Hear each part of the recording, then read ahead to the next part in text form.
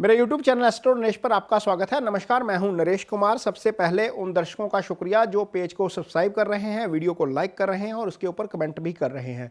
यदि आप पेज पर नए आए हैं तो इसे प्लीज़ सब्सक्राइब जरूर करिए ताकि हम इस तरह का कंटेंट आपके लिए और भी लेकर आते रहें।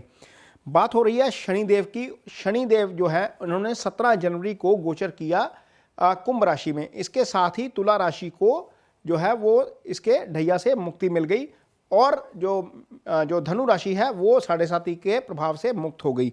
अब 17 जनवरी को जैसे ही गोचर किया, इसके 13 दिन बाद शनि अस्त हो गए और अस्त होने के बाद अब 5 मार्च को दोबारा उदय होंगे।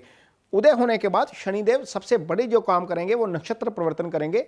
शनि पिछले साल 18 फरवरी से धनिष्ठा नक्षत्र में गोचर कर रहे हैं। धनिष्ठा नक्षत्र मंगल का नक्षत्र है और शनि और मित्र जो मंगल हैं वो आपस में मित्र भाव नहीं रखते। लिहाजा इस नक्षत्र में आते ही हमने देखा कि 18 फरवरी को नक्षत्र परिवर्तन हुआ और 24 फरवरी को रूस और जो यूक्रेन है उनमें जंग शुरू हो गई और ये जंग आज तक जारी है। अब 15 मार्च को जैसे ही शनिदेव नक्षत्र परिवर्तन करके राहु के नक्षत्र में आएंगे, सतभिषा नक्षत्र में आएंगे, वहां पर हो सकता है कि ऐसा शनिदेव कृपा करें कि लड़ाई जो है वो थोड़ी सी थमती हुई नजर आए। इससे पूरी दुनिया को बहुत राहत मिलेगी। अब जो सतभिषा नक्षत्र है, सबसे पहले नक्षत्र को समझते हैं।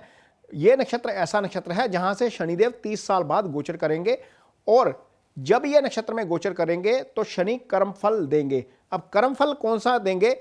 मान लीजिए आपकी ईटिंग हैबिट्स अच्छी नहीं है, मान लीजिए आप शराब पीते हैं या स्मोकिंग करते हैं, तो शराब पीने का अल्टीमेट नतीजा क्या होता है? आपके लीवर पे इसका असर पड़ता है। कुछ लोग वर्षों तक पीते रहते हैं लेकिन असर नहीं होता, लेकिन आगे जाकर होता है। कुछ लोग स्मोकिंग करते रहते हैं, इसका अल्टीमेट नतीजा क्या होता है? इससे लंग्स आपके प्रभावित होते हैं। कुछ लोग लगातार पीते रहते हैं लेकिन असर नहीं होता। चेन स्मोकर्स होते हैं, नहीं असर होता। लेकिन एक स्टेज पर आकर आपकी बॉडी जो है वो जवाब देना शुरू करती है। जब शनिदेव आर्द्रा नक्षत्र में सतभिषा नक्षत्र में आएंगे राहु के, तो ये रिजल्ट जो है वो सामने आना शुरू हो जाएगा। ये इन दो चीज़ों का रिजल्ट नहीं होगा। जो भी काम आप अच्छा कर रहे हैं या बुरा कर रहे हैं उसका परिणाम आपको मिलना शुरू हो जाएगा। ये परिणाम कैसे मिलेगा, किस राशि पर क्या असर होगा, इसकी चर्चा आगे करेंगे। अब बात करेंगे वृश्चिक राशि के जातकों के लिए। शनि का उदय होना 5 मार्च को और 15 मार्च को शनि का नक्षत्र परिवर्तन करके राहु के नक्षत्र में जाना वृश्चिक राशि के जातकों के लिए कैसा रहेगा? ये बात समझिए कि जो वृश्चिक राशि है वहां से शनि तीसरे भाव से गोचर कर रहे थे। तीसरे और चौथे भाव के मालिक है और तीसरे भाव से शनि का गोचर शुभ होता है, यानी कि तीसरे और चौथे दोनों भावों के अच्छे फल हो रहे थे। लेकिन चूंकि अब शनि की ढैया शुरू हो गई है वृश्चिक राशि के जातकों के ऊपर, तो थोड़ा सा यहां पर सावधानी से काम लेने की जरूरत पड़ेगी। उसका कारण यह है कि जब चौथी ढैया शुरू होती है तो शनि 3 भावों को सीधे तौर पर प्रभावित करते हैं जो लाइफ के बड़े इंपॉर्टेंट भाव हैं। सबसे पहले छठे भाव को देख रहे हैं शनि, क्योंकि उदय हो गए हैं। अब उदय होने के बाद ऐसे नक्षत्र में हैं जहाँ पर वो कर्म फल करते हैं। पीछे हमने बात की है कि यदि आपकी ईटिंग हैबिट्स अच्छी नहीं रही हैं तो अभी से सुधर जाइए, क्योंकि आगे जाकर ये फिजिकल प्रॉब्लम को इनवाइट कर सकता है, बुलावा दे सकता है। तो थोड़ा सा यदि आप स्मोकिंग करते हैं, ड्रिंकिंग करते हैं या ईटिंग हैबिट्स अच्छी नहीं है तो आपको अभी सुधार लेनी चाहिए, क्योंकि 2.5 साल तक शनि यहाँ रहेंगे और यहाँ पर ही अपना असर दिखाएंगे। तो उनका असर जो है वो आपको बॉडी के ऊपर देखने को मिल सकता है, क्योंकि छठा भाव वो शनि के प्रभाव में आ गया है और छठा भाव रोग, ऋण और शत्रु का प्रभाव होता है। इसका मतलब यह है कि यदि आपकी वृश्चिक राशि है और यदि आप किसी को पैसे उधार दे रहे हैं तो मत दीजिएगा। वैसे वृश्चिक राशि जो है वो ब्राह्मण राशि होती है और ये थोड़े से दयालु प्रवृत्ति के होते हैं। कोई पैसा मांग ले, मदद मांग ले तो मना नहीं करते, लेकिन ये समझिएगा कि ये गोचर इस समय ऐसा चल रहा है कि आपकी कुंडली में जो है छठे भाव पे शनि की दृष्टि है और यदि पैसा देंगे तो वो लंबा लटक जाएगा, फिर थोड़ा सा प्रॉब्लम हो सकती है। यदि आप कर्ज भी ले रहे हैं तो वहाँ पर भी कर्ज आपका लंबा चल सकता है आगे। कर्ज 2 तरीके से लिया जाता है। एक कर्ज वैसा होता है जिसके बदले में आप एसेट क्रिएट करते हैं। मान लीजिए आपने होम लोन लिया है, उसको कर्ज नहीं मानेंगे क्योंकि उसमें आपने मकान बना लिया है। मान लीजिए आपने बिजनेस के लिए लोन लिया है, बिजनेस में इन्वेस्टमेंट की है, उसको भी कर्ज नहीं मानेंगे क्योंकि उसके बदले में आप एक एसेट क्रिएट कर रहे हैं। कर्ज वह होता है जो आप किसी से वैसे ही उधार ले लेते हैं, पैसा नहीं कोई चीज़ प्लेज नहीं करते और वो पैसा आपके सिर के ऊपर चढ़ जाता है, वो लंबा चलता रहता है, क्योंकि जो इंडिविजुअल लोन आप लेते हैं उसका ब्याज जो है वो बैंक के मुकाबले ज़्यादा होता है। वो ब्याज के ऊपर ब्याज चढ़ता है और उसका आपको बाद में खामियाजा भुगतना पड़ता है, वो लंबा खिंच जाता है। कोशिश करिएगा कि इस तरह का कर्ज ना लीजिए, किसी की गारंटी मत लीजिएगा, क्योंकि छठा भाव लिटिगेशन का भी भाव है।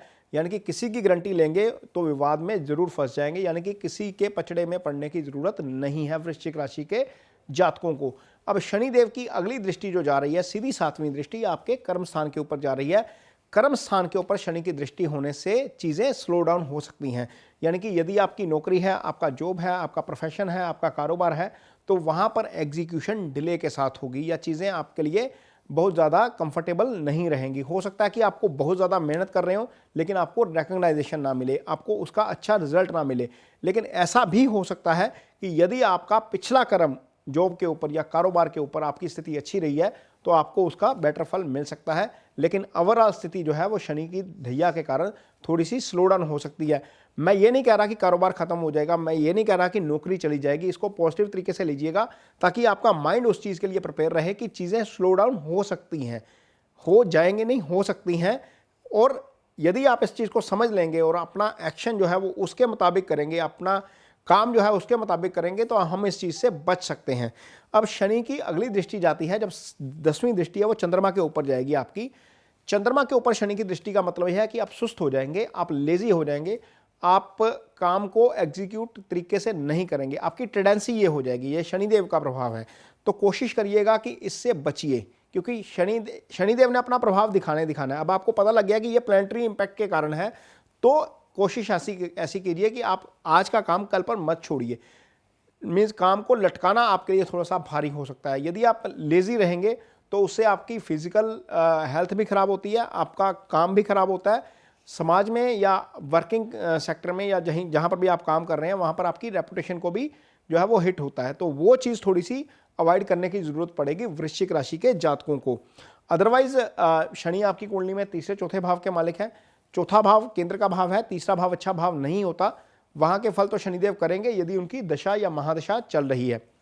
महादशा या अंतरदशा में शनि जो है जो फल करते हैं वो करेंगे ही करेंगे।